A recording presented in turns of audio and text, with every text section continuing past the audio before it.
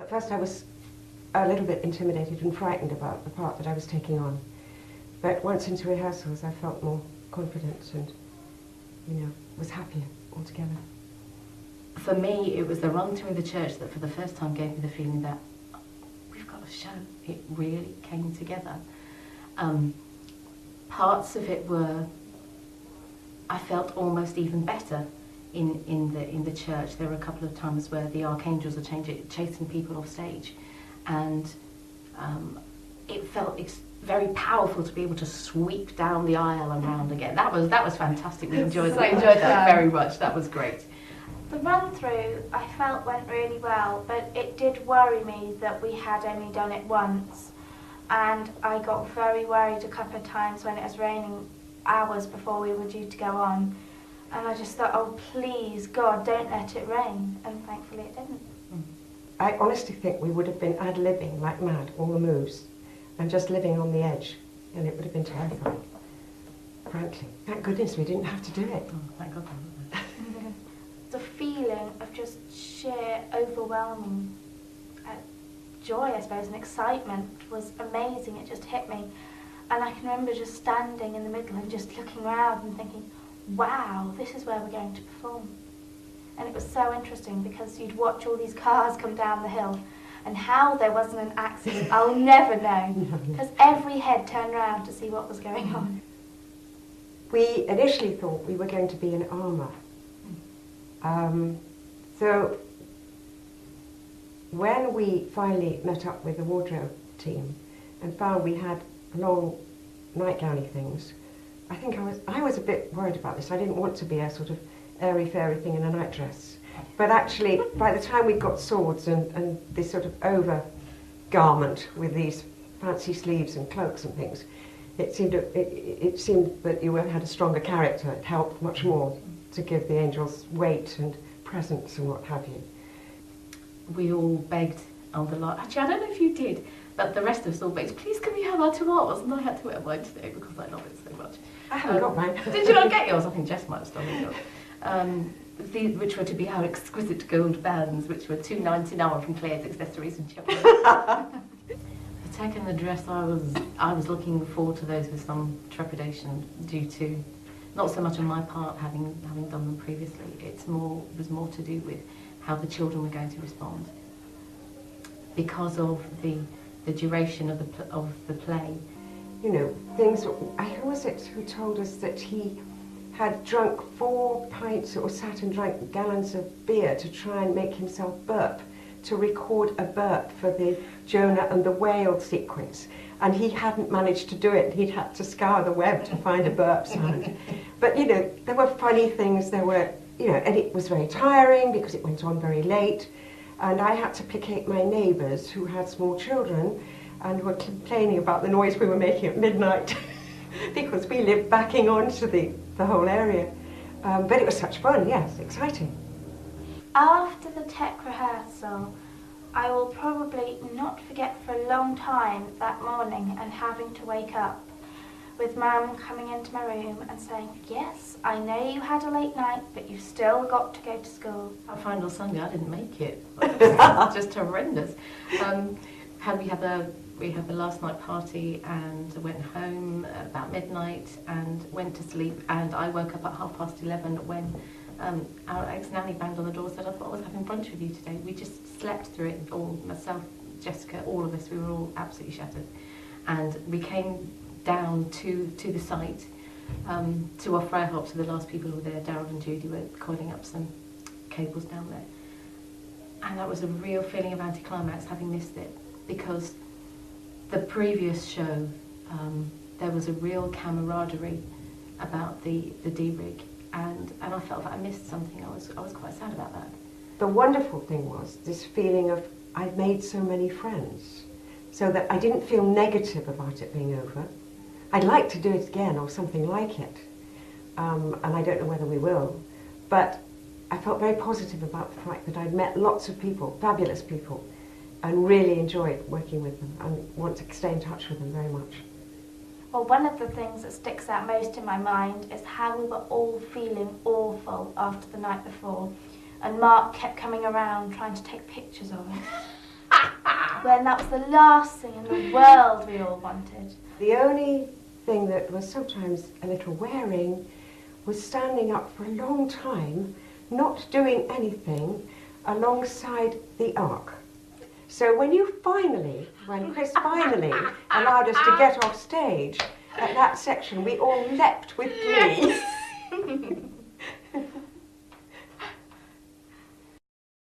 I first heard about the mystery plays, I think, when we were doing those little playlets. Rob, you remember this, just before Christmas. I think there was talk then, wasn't there, about doing the mystery plays in the new year, which was a particularly exciting thought, particularly as we only just arrived in the village, really. So it just sounded a wonderful introduction to lots of different people in the village, which in fact it proved to be. The sheer enthusiasm with the mystery plays in the Millennium, it was just brimming.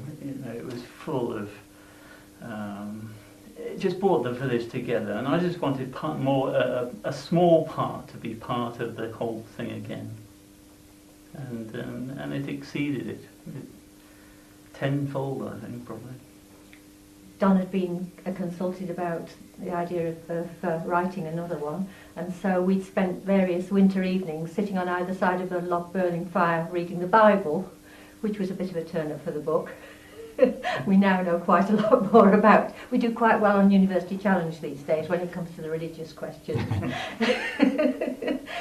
I first became involved because I'd seen the last one, and then I was just basically waiting for the next one to come along because I thought the last one was really good, but I wasn't in that.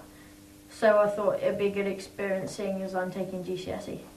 Initially heard about the mystery plays from the first one you actually did, which was in 1999. But ill health at the time wouldn't allow me to actually do it. So saw it again advertised 4 years later, and thought, well, what the hell? Let's have a go. Everybody around the room that first day got really excited, didn't they? There was a terrific round of applause for Don at the end of the read-through. And there was a real buzz around the room from that first thing. The most obvious difference was going into the open air. Yes. There were many people in the village associated with the production who I think initially wondered whether anybody really thought through the ramifications of that.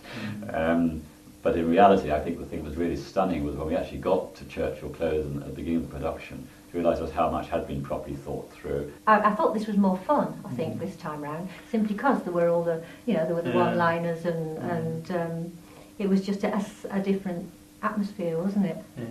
Now, even taking a small part, which I did, but the rehearsals just run very smoothly, well organised, and it was just enjoyable to do. Even there was sitting round, which there always is. I think having more children in this time as well. I mean, just seeing them, they were so fantastic. I was quite nervous because I only knew a small amount of people that were actually in it and that were my age, and I didn't really know many of the cast, and I was just concentrating on getting everything right. I was still panicking, actually. I think up until about a month or maybe 3 weeks before it actually the production actually started, and I think it wasn't until I realised that I couldn't back out.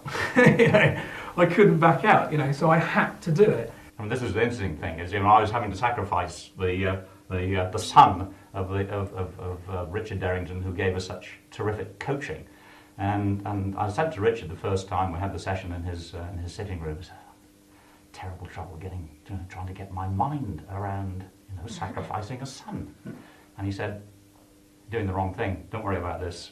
You need to feel it here." With the actual building, watching it actually getting involved, I think I did about 2 or 3 days just going down and I'm completely impractical like that, but I've never seen so many people so impressed with their power tools. That's what really got me. I've got a bigger battery than you, thing, and it was literally one of the strangest things, I got this from B&Q and I got this from so and so, and it was quite good. I was quite happy to just sit with a screwdriver and just do it the old-fashioned way. Every single part seemed to have been thought through, didn't it? You couldn't believe that, you know, you sort of went round the back and the marquee was there and all the hangers were there and there were all, you know, little boxes with Kirby grips in and every single thing had been thought of. Yes, that sort of tech run that we had with so much lighting and so much sound and the microphones and the music with you know, Mark and all the music, I was just knocked out by it really. I mean, I didn't have any concept of it and how complex it was, and I just gained huge respect for these people who had to have the right microphone in the right place at the right time and the right bit of music from Mark at the right place at the right time. And I could see why we were doing it several times, and just amazed how quickly people could actually get that complexity of sound and lighting and music into position. The atmosphere behind the scenes was terrific, really. One, the children were just tremendous. The way they sort of controlled themselves, and they thoroughly enjoyed it. But it just ran smoothly, and everybody just enjoyed themselves. I thought it would be a bit calmer than it was, but yeah, it was a lot of fun and it brought everyone together, and I think it made everyone feel a lot more confident about the part they were playing, and just really everyone was in high hopes that it all went right, and it did, which is good. We normally expect a certain degree of agitation or people losing their costumes or whatever. And I guess maybe because it was out of doors and there was a bit more space and because it was dry. No, the atmosphere was excellent, and the only thing that wasn't good about the atmosphere was the weather. It was jolly cold for those of us who weren't on very much, but no, it was superb. It was superb. The breaking up the set actually wasn't too bad, although I sort of say that it was, you know, it was a bit soul destroying, thinking, oh, it's over, it's, you know, what are we going to do? You know, it's sort of no more rehearsal on a Sunday. I have to go to the pub at lunchtime or something, you know. I felt on Sunday just a mixture of sadness and loss and total relief that we actually got through the whole thing without a single drop of rain. I think that was my biggest thing. Went down to the Mailings a couple of days after the production, and they'd had some guests staying with them. Did you hear about this? Some American visitors who'd been staying with them in the bed and breakfast for a week.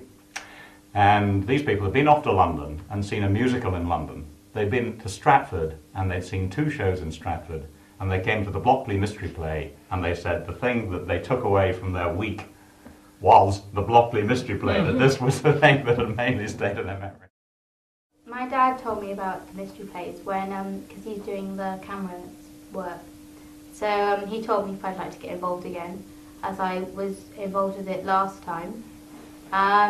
So it kind of went from there.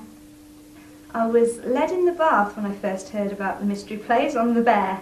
I was listening to the radio and I just thought it'd be something interesting to get involved in. I was in it last year and I thought that maybe I'd like to try and go for a slightly larger part and get a bit more involved in it than I did last year, because it was a good experience last year. So I said to Mum, do I have to be in it? And she said no, but then I said yes, I'll be in it. Mum had seen the poster on one of the lampposts and came over and said, they're doing another mystery plays, would you like to be in it? And so I said yes.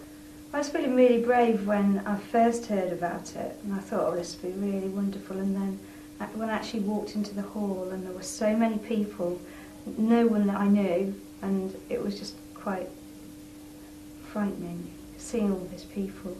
There was loads of different people there, and who I never met before, and I made friends with them. When I read through the Cain and Abel part, I felt actually pretty confident with it. And I felt that part was really for me. And so I kind of decided which one I liked from right at the beginning. The rehearsals sometimes took quite long, and one of the worst rehearsals was when we had to stay up till midnight, and it made me quite late for school the next day. There was a lot of waiting around, but actually that was a really good time to get to know everyone, and it made us part of a team. We were actually all getting on and finding out about each other, so that was really good. It was usually, every Sunday you had to go up and do it, and I kind of got a bit bored of doing the same scenes over again, but then I realised that there were so many changes I could have made, I could make to it to make it better. I really enjoyed all of the animal dancing. I think that was probably the most enjoyable, and I wasn't actually too worried about that because I really enjoyed doing the dancing. And Lynn was absolutely fantastic throughout. She was great with the children. And we had to learn a lot, and the children did really well, but it was absolutely fantastic, and it all looked really good when we pulled off. Learning the dove dance was sometimes a bit tricky to find out which way you should go and all that kind of things. And but when I finally got it, I was really amazed that I'd got there. It was a bit annoying because we're only in the scene just before the interval, and then we had to wait around and just be there for the finale. So it was a bit of a pain, but it was good to get to know people and everything like that. So it was okay. When we were going to the rehearsals, everyone was very sort of focused and organised, and you almost sort of thought, actually, this isn't anything amateur. There's nothing amateur about this production at all. And I did feel quite out of depth because I'd not done any acting before. I'm not sure I'm going to do any again. I'm not sure that I'm that good at it, but I'm so glad that I did do it. I'm not sure that anyone else appreciated it, but I'm glad that I was part of it. The tech run, I enjoyed it. I thought it was like a good experience, but for me it went on for a bit long. And as we had school the next day and everything, it was a bit tiring. At school, I told my RE teacher that I was doing it, and she said, "Oh, I'm coming to that tonight." And I didn't actually, I thought she was just making it up. But when I got on stage, I saw about 3 of my teachers right in front of me, and I'm like, oh dear. And I was very scared. The first night I thought was really good because all day at school I was excited about it, and everybody was wishing me luck and everything. I felt really special and excited and just wanted to get out there and do it. To see all of those people just sitting watching us and coming to be entertained, there's a great responsibility with that. I kept thinking, I'm going to forget the line. I'm going to forget all the dances and forget everything, forget where I'm supposed to be, and I might even not be able to get on in time. And so when we got through that, I was really amazed that we got so far. When we arrived on the Sunday morning to take everything down, everyone was quite solemn. Everyone was quite sad, I think, that we were actually stripping what had been something fantastic the night before, and it was quite a sad experience. But at the same time, we were still part of a team. Everybody was there. Well, when I got there, it was just drizzling with rain, and that was quite depressing when you were just taking it all down and it was all wet and horrible. And it was really sad having to say goodbye to people, especially as from outside the village. I'd made so many friends, so many people were absolutely fantastic towards me and warm towards me, and it was quite sad that I was not going to see them again. I first heard about the mystery plays in the local paper, and then I looked on the website and was so impressed with the website. I thought, I'll have to be part of this. It doesn't matter what I do, it just sounds brilliant. I think I first heard about the mystery plays from Rob Willett, who's looking after the finances for the whole thing. He and I try to play golf together sometimes, and so he told me about it then. And I knew Hannah Brown, and I asked her about it, and she told me that it was really good because she did the last one. So it made me want to get involved in it as well. No, I wasn't too eager to take on a large part, mainly because I was worried about whether I could learn all the lines. I didn't know what to expect when I came to the read-through and the casting. Everyone was there and there was lots of noise and everyone seemed to know everyone else, and I didn't know anyone at all there, but it was such a feeling of excitement, and I was really nervous, and it was just good fun. It went really quickly, and I was surprised at the quality of everybody there, really. When they first started to speak the lines, I thought, crikey, we've got a few good ones here. Yes, I enjoyed the rehearsal times very much, yes, and it was a great atmosphere, and it was lovely to meet so many new folk and get to know them, and we did have some fun in the rehearsals, very much so. And when I went in, I was for the first time I was really nervous because I didn't know any of the people there, but we all got to know each other, and it was really easy then to just do it in front of people, and I didn't get nervous. Even though there was a small group of us, you didn't want to let the side down, and the director was quite scary. But the rehearsals were fun. It felt like each time we did something, we pushed it on a bit further. I was concerned at first because we didn't seem to mix with anyone else, it was only our scene. But then as the play got nearer and nearer and the big day drew closer, it was amazing how it all started to come together. So rehearsals were good, really good fun. It didn't help that I didn't really have a clue what was going on with the rest of the play. Perhaps that's because I hadn't read it through properly. But equally, it was good to see us all there. But my overriding feeling of the rehearsals was that everyone was reading from their script, and then as though everybody had organised it, that everybody forgot they just didn't need their scripts one week, and I was the only one with my script. The first run through we did in the church was very scary.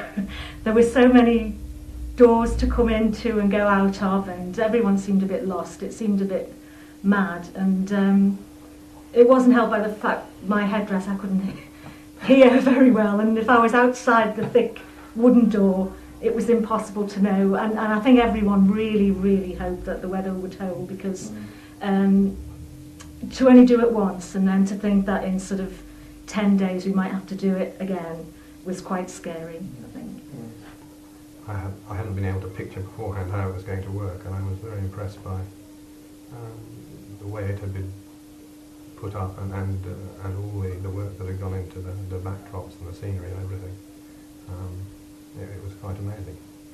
I sensed that the production was ambitious. The space when we first went to look at the playground seemed tiny, and so it was hard to see how the two would meet the sort of dream of how it would be when you saw the tiny space. And then I saw the set, and it sort of, the space grew.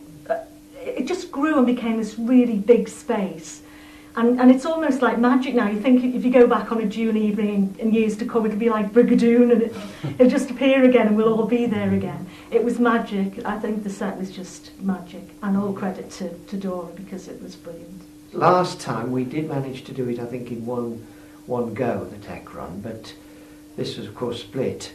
But obviously outside, and with the problems of that, and not having been able to and the lightness, the lights and so on, it took that much longer for everything, and the actual layout of the staging. So yes, it was quite a bit more intense, I think, than the first time. During the actual night of the performance, it felt really odd not for someone to say, "Stop, stop, start again, start again." It was like there was something missing from the play. For weeks we go, "Stop, stop, start again."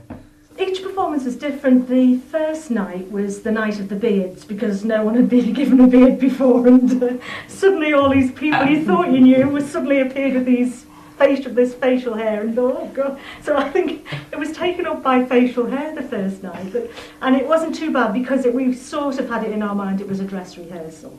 So we sort of coped with it thinking that psychologically it's a dress rehearsal, even though there were people there. Every night I was nervous, but when I got on I kind of forgot about all the nerves, and because I've learnt to turn them into something positive, because I always get nervous. And when I got off, I just couldn't remember anything what had just happened, because I just totally blanked off on stage. Personally, I was constantly concerned about getting up and down onto the stage and onto the arc, because the first on the tech run, I lost my sandal between the steps on the staging, and couldn't get it on at all for the first scene. That was the first scene, but after that I managed to keep my sandal on. Got a new pair of sandals for the actual run of the show, so I didn't have that problem again, thank goodness. The worst part was always worrying whether the arc would go together or come apart afterwards. And we hadn't had very many rehearsals of that. So it was a bit of a gamble every night, particularly the first night. But once that was done and had worked, it all went. I think the first night all went amazingly well. After the de-rigging on the Sunday, I was watching TV and I sat down and I looked at the clock and it was like 5:30 and I was like, oh, get up, go get ready, and then it was just like, oh, it's finished. And like for the next 3 days I just wanted to go out and do it, and then finally sunk in it had finished and it just felt really weird. I think it surpassed the first time in so many ways. The whole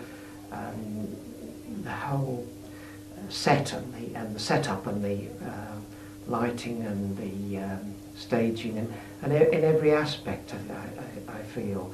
You carry on your normal everyday life and then suddenly someone from the play will walk past and it all comes flooding back, and that's a great feeling, whether it's like last week or in 2 years' time. I'm sure whenever I see Noah walking his dog past my shop at 5 to 9 every morning, I'm sure I'll remember it every single time I see Noah doing whatever he does.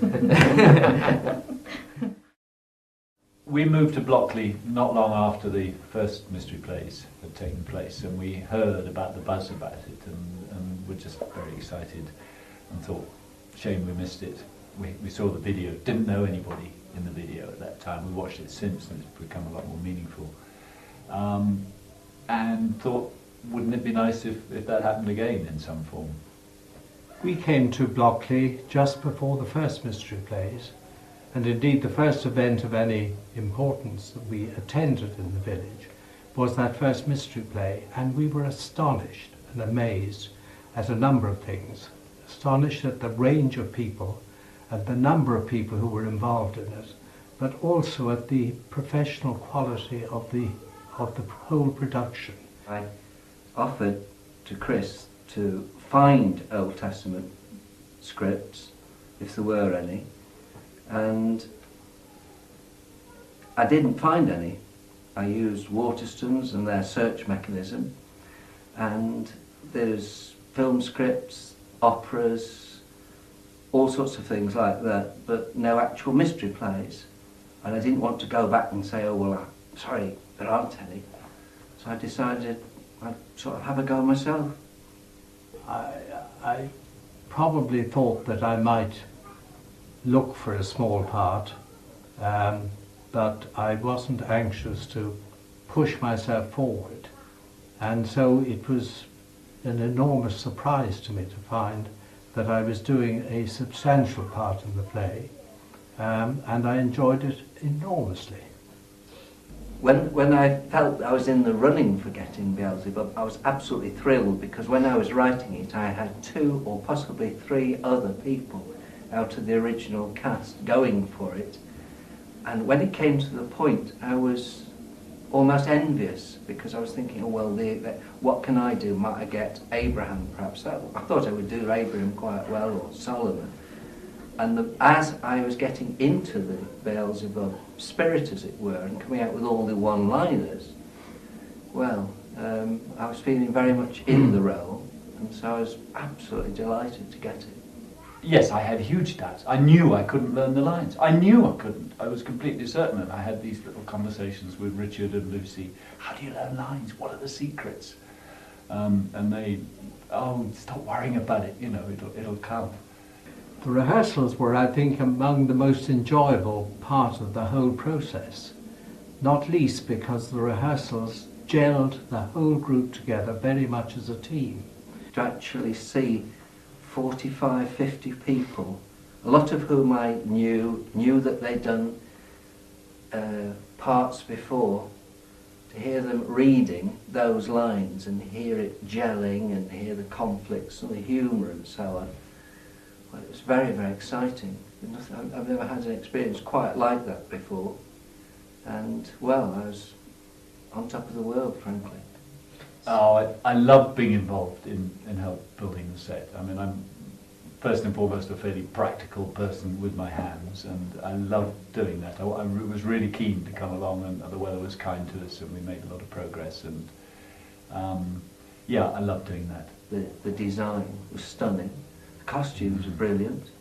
And then I heard all these wonderful voices saying these lines.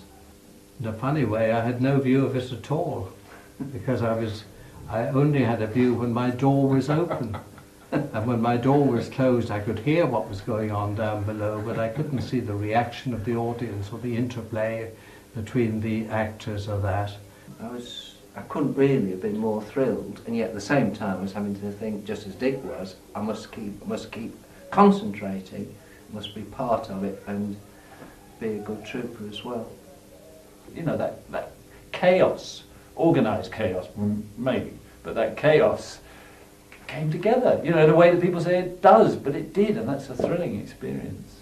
And if anything, the power cut and the fact that they had that sort of tension was actually going over to the audience. Didn't notice anything from the audience in terms of reaction. It was a bit more tricky with the lights, but I think on the sound side, we just realised we had to be a bit louder. The adrenaline was really going by that stage. And interestingly enough, when the power came back on, it was at a time when there was a sort of revelation. And I'm sure that some members of the audience might even have thought, was that meant? But certainly it was very effective. But it's a wonderful experience working like that with other people over a long period and knowing, you know, at 5 minutes to midnight that it was going to be a disaster. And then it wasn't. It was great. As the run was coming to an end, I was very conscious that I'd feel a sort of emptiness in my life afterwards, particularly when I walked off at the very end. When, on the Sunday morning, I suddenly realised it hadn't gone either. It hasn't really gone. It's all there. It's all in our sort of personalities. It's all in our hearts. And seeing everybody turning up and dismantling and this goodwill, I mean, the goodwill all the way through, people helping out. The wave that we were still riding, you know, the possible feelings of sadness hadn't started at that time. It was, as Don has said, that, you know, it was a great feeling that we all came together and everybody turned up and we all worked hard on that, and that characterised the whole production. Because one of the wonderful things I think about the whole event, the months of the event, was how closely we all grew and came to each other, and the people that one has got to know and is able to relate to in one's ongoing life in the village. It's one of the great spin-offs of this thing, which we're all grateful for. Well, I became involved to go in and do some dancing, some movement for the children, which I was very pleased to do. They were very good. Their commitment was immense because they had to come every Sunday, and rehearsals were 3 to 4 hours. Some of the older children took care of the younger children, so you could see the responsibility going up the age line. But by the time we got to performances, even the younger ones knew exactly what they had to do and what costumes they were wearing. They knew they had to be quiet backstage, and I thought they were just marvellous. The professionalism, whether it was about the diction or the singing or the written word or the music, which was fantastic, the lighting and the sound, it was just very exciting to work on. It was a pleasure and a privilege really to work on it. I think everybody felt that way. What the children will come away with is that sense of having done something that they can be proud of, having achieved something as a team, as a group, which doesn't always happen in schools. You know, in schools sometimes you're a lone achiever. You come top in something, you come top in a test, or you know, you score the most goals. But this was working as a team, this was working as a group where they all had to rely on each other. And I hope they all, whether they were 4 or 18 or 50, came away with a sense of achievement and a sense of teamwork there. Of course, given the time constraint of rehearsals, I had to keep the choreography, or the movement really, it wasn't choreography, it was movement, very, very simple. I would just have to plant a seed. You are a frog, what does a frog do? Plant a seed. And they would run with it, which was fantastic. So the tool I used for them really was to help them create their own animal movement, and therefore it would sit nicely on their own bodies and they would be able to remember it. And the acting of it, because I did explain that it was not just movement, they had to act it. If they didn't act it, it would be very boring to watch. And they took that on board immediately. And then, of course, when you do choreography or movement, you also have to think about what they're wearing. And some of them had great masks and great elephant tusks and different things. Of course, what is possibly the most important to a choreographer or a movement director is the music and the relationship you have with the composer. And so we sort of had a rather free hand with that, and it was great fun. I'm Dora Leonard. I'm the designer on the project. I used to be a theatre designer many years ago, and I've worked recently in films as a costume designer. Chris approached me right at the beginning of the project because we wanted to thrash around some ideas, and we had this wonderful, very lively script. And the mystery plays, sort of their heyday really was in medieval times when they were performed on the backs of carts. So the medieval period seemed to be it really, so we settled on that. And a lovely way that they use things very graphically, all the illuminations in manuscripts and things, all very graphic and very sort of down to earth, very sort of two-dimensional, very sort of just almost childlike really in their simplicity and their use of lots of bright colour, lots of gold, quite gaudy, and also quite sort of humorous really. I mean, strange things like people appearing in the sky and funny animals and things. Characters like the devil, there's some wonderful pictures of demons and devils which were very real to people in medieval times. It's what everybody was threatened with, that they would end up in the fiery hell. So we based Satan's costume on that. He's a sort of nasty green slimy monster with a tail. And in a lot of these illustrations, they seem to have faces on their bodies. There's another great example here of sort of, demon faces in their body. So I tried to get that into Dick's costume a bit. And I felt if he had that, it would help him be particularly nasty and gruesome, which as we saw, he pulled off very well. And I wanted to get these wonderful, slightly weird medieval animals which you get in drawings, because people obviously didn't see elephants and things, so they made them up basically. And quite often they have rather wonderful expressions on their faces, sort of slightly cartoony almost. So I wanted to get that in as well. Right, this is the model for the lower stage, which is Earthly Paradise with the horrible gates of hell underneath. Very simple structure, because obviously we wanted to keep to budget and also make it simple to use. So it's basically just scaffolding structure, and we can get the lights on, and a screen for the projections, and something to hang a painted backcloth from. The painted backcloth I wanted to be very stylised, like the back of a medieval tapestry or an illuminated manuscript. So it's not at all realistic. It's quite stylised. Quite tricky actually for the actors to sort of negotiate. So they were very good and very brave, because by the time it was built, it was actually quite high. So I think we all had a bit of a scare when we first saw it, but they got used to it very well. I was very impressed. This is the set for Noah's Ark and Heaven, basically, a background that we could then just decorate, really. So we tried to keep everything very two-dimensional like the other sets. Noah's Ark is really a sort of cutout, like a giant jigsaw puzzle that just slots together very, very simply and very quickly. And actually they did incredibly well on the night. It really came together with great gusto, which was great fun. And God has a special window here and a wonderful backcloth, which is heaven, which, I think of heavenly blue, that wonderful blue that you get in the background of illuminated manuscripts and paintings, and lots of gold, lots of glitter.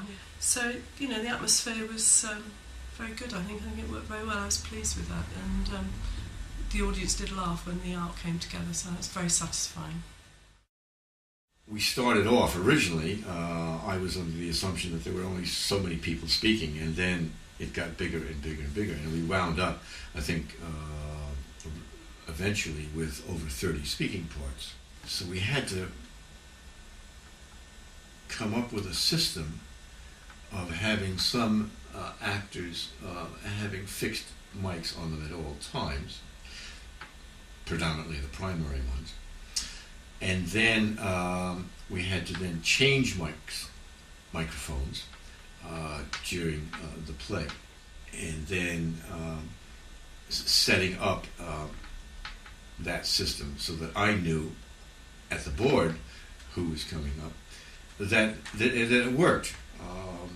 We didn't, I don't think we ever, in all of the performances, did we mess up at any point and not get a mic on someone. So, but it was a big logistical nightmare to do that. We designed the sound so that the sound would change and move with the actors. When they were on the main stage, the sound was emanating from that front stage. When they were in the backstage, or even walking to the backstage, we had the sound then follow them. And this gave the audience then the impetus, or the rationale, if you will, to turn around and look at the other stage where the action was going. But it worked, and I think it worked well under those circumstances that we had. Now, one of the things that concerned us is we had such a great time doing the first Mystery Plays. Yeah, we did. And then we said, well, we're going to do it again, and we went, I don't think we can recreate this. The first one was too good, but we said yes, didn't we? The atmosphere was so good, and the memories were so good. Yeah, they really were. That it wasn't so much that it couldn't be done again from a production standpoint, because I felt that, it could be done. It's whether or not Chris could create the kind of team that he did first time around. Unfortunately, he had a nucleus of people that were involved in the first production. And I have to say, we got an absolutely fabulous team the second time around. We had Bob Figures, who we had the first time. He was a veteran from the first one, that's right. Good old Elliot Bayless came along. Tom Mosley, who was fabulous. And Lloyd Griffiths. That's right. And those were two new members to the team. Yeah, the weather forecasts were not good. We surfed the web a few times and listened to forecasts, and the week that we were due to do the plays, it looked really bad. And I remember emailing Chris and some other members of the team saying, well, it looks like we're going to be indoors again, and I'll pay special attention to the rig inside the church, which I'll come on to in a moment. As it happened, of course, it was spectacular. We did have a shower on the first day of get-in for the lighting, which kind of created some headaches. We tripped some switches on that one. We did. We recovered from it. A lot of unplugging and hair drying plugs and what have you. But speaking of tripping switches, we lost power on a couple of nights. And boy, were we worried, because we felt like we were letting the side down. But you figured out what it was. We thought that everybody in Blockley at some time at night was probably turning on, a hairdryer? 9:30 or 9:27. Bang! We lost the power the first night. We got it back again pretty quickly, and I think that we got away with it. Same thing for the second night, and then it was this was needling me, and I thought, this can't be right, something's going on. So wasn't it Chris, you and I, standing on the we corner? were talking, okay, could it be the street lamps? Yeah. Is there a surge there? Is there a commercial break in some show where everyone's going to put their kettle on? Yeah. And I don't know what it was, but I think it was the next, or it was as we were coming, I know what it was after a couple of drinks at the pub afterwards. I was talking about other things, but my mind was racing. I was thinking, I've got to figure this out. And yes, it was the fact that at 9:30, the church floodlights came on a timer. And being sodium lights and a discharge source, there's a surge as they power up. And that's what was tripping our complete system. I think tying it up to what we said in the beginning, I can't believe that we never thought, personally, the two of us, that we'd ever be able to have that sense of community again. That esprit de corps. I don't know what it was. Sounds corny, but it was really true. It was a bunch of people from our community coming together again, 4 or 5 years later. Yeah. And different faces, some of the same faces, and we did it again. We all left really with this sensational feeling of having made new friends, reacquainted ourselves with some old ones, and it was fabulous. And put on a hell of a show. We sure did. Yeah. Doing the play was great fun for me because I was given more or less free rein by Chris to do what I wanted. And when Chris gave me the script, all he said to me was, there's a lot of thunder, there's thunder everywhere. So probably the first thing I did in terms of doing the sound effects was to try and get some thunder sound effects. During one of the rehearsals, we were talking about 18th century theatre and how they generated their own sound effects, and somebody said, oh, they used the thunder sheet. And that got me to thinking whether I could make it up artificially. And the nearest I could think of as a thunder sheet was to actually take a piece of tin foil, which I bought from the village shop, and record it and slow it down. I had quite a lot of fun. As Chris was very worried about the weather, I had quite a lot of fun playing thunder sounds quietly at the beginning of the performances, and it was lovely because at one point Chris rushed out and looked upwards, incredibly worried because he thought it was going to rain, and then he realised it was me. So I thought, that's obviously realistic enough to do the job. In terms of the thunder itself, the tinfoil, I can play you a few sounds as to how I got it from being a bit of tinfoil to being a bit of thunder. So it started life like this.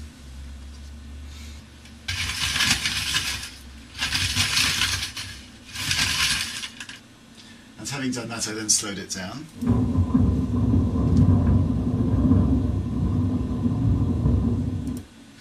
And once it's slowed down, you can then add a bit of echo to it to make it, because thunder actually usually reverbs around the hills, and so I put some reverb on it.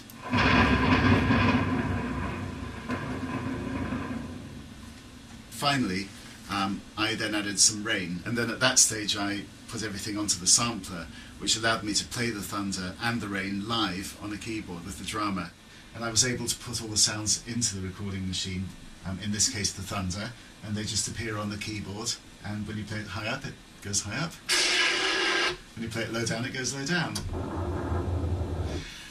And so having put all the different thunders in, and lots of different ones to mix them up, I was then able to create a final composite that I was able to use during the drama. So it left me a lot of creative freedom to just play the thunder when I wanted. There's rain in there, and depending on how hard I press the keys, the thunder gets louder or softer, or I can mix them together, so something like this.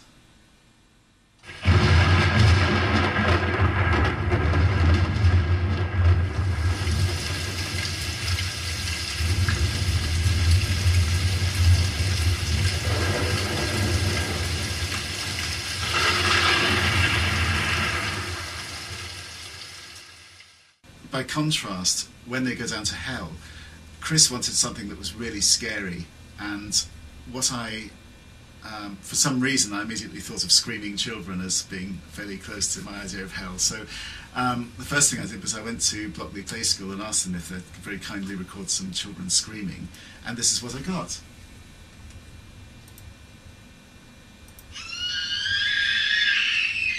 I thought of the idea of souls in torment in hell, so I slowed them down quite a bit, and this is what they sound like slowed down.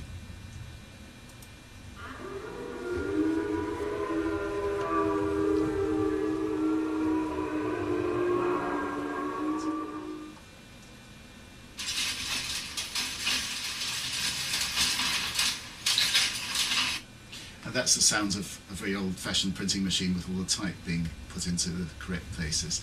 And then when that's slowed down, it gives a lovely continuous noise, which sounds a little bit like people hammering away. And the final version really is both of those mixed together, so it's random children screaming slowed down on top of this print machine that's also slowed.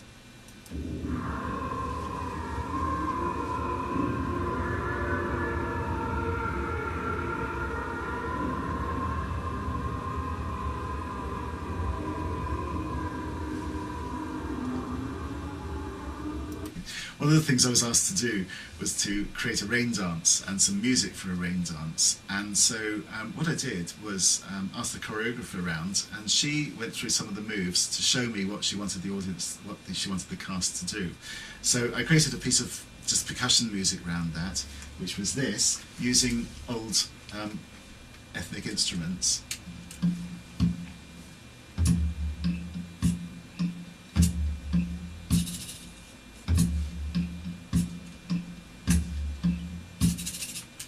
Didn't quite have the feel I wanted, so the last thing I added was a frog, and it's actually a wooden frog which is designed to be a frog croak, and it was perfect for the sort of dry sound. So here's the frog. It's quite a fun thing. and with that recorded and speeded up and mixed in with it, we then get the final dance with the frog in there.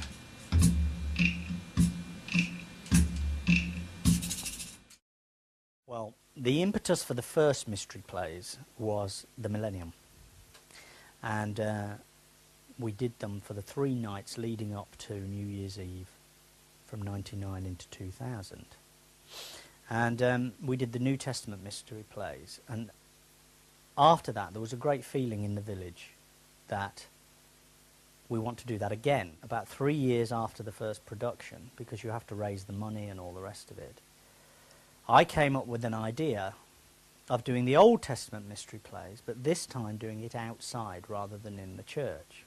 A community project like this has got to be fun. If it isn't fun, then what on earth are you doing it for? Nobody's making any money, their careers or anything like that. It has to be about community, about bringing everybody together and doing it. And I think the Mystery Plays are particularly a good way of doing this because they have the spiritual element to them, whether you're a Christian or not. But we had, you know, every single member of the cast is amateur. All the heads of department were professional, but every single member of the cast was amateur.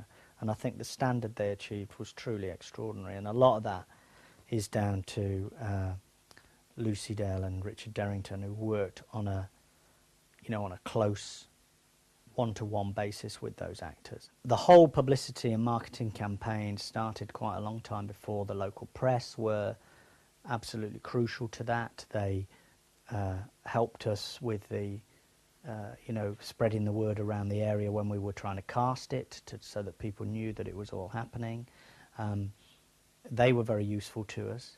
The biggest technical hiccup for us was the fact that on 2 of the nights we lost the power. And that's a very scary thing.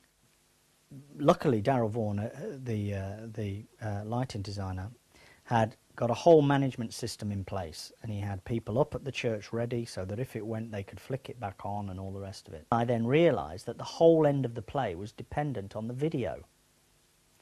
So I sort of had to crawl through the audience to get to the laptop to find out whether I had power to the laptop, and I didn't, because the laptop was being powered from the church. So I then sat in front of this laptop as the end of the play came towards me like this, going, we don't, unless we get this power back, we don't have an end of the play. And I don't know to this day what would have happened. I think the weather for the Mystery Plays was a truly God-given blessing, I think, you know. It was just extraordinary because the weather during the day, it didn't really rain that much during the day. Well, because if it had downpoured, we'd have lost the power anyway. Every night I would stand in the wings looking at the sky behind, because every night the wind was blowing in the same direction and it was blowing it over above heaven. And I would just stand there watching these huge black luminous clouds blowing across the sky towards us, thinking, we've had it. You know, you do wish you'd known that it was going to be okay, because actually going through that every day thinking, why have we done? Because we had got another version of the play set up in the church that we had made arrangements. I think most people, the feedback I've had, that the rehearsals were a fantastic time and great fun. We always, in both of these productions, we've always had a different perspective on promptness. But I don't know what night it was, but there was one particular night where the sky towards the end, as it got dark, there was the most amazing sunset that happened behind the heaven stage.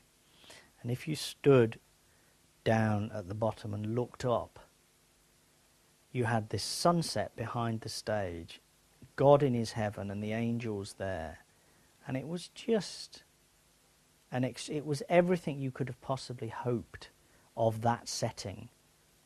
And then you look the other way and you've got the Garden of Eden with Blockley, you know, with the hills beyond. And it was just an extraordinary thing, you know, and that moment like that makes it all worthwhile, because you go, wow, look at that, that is an extraordinary thing.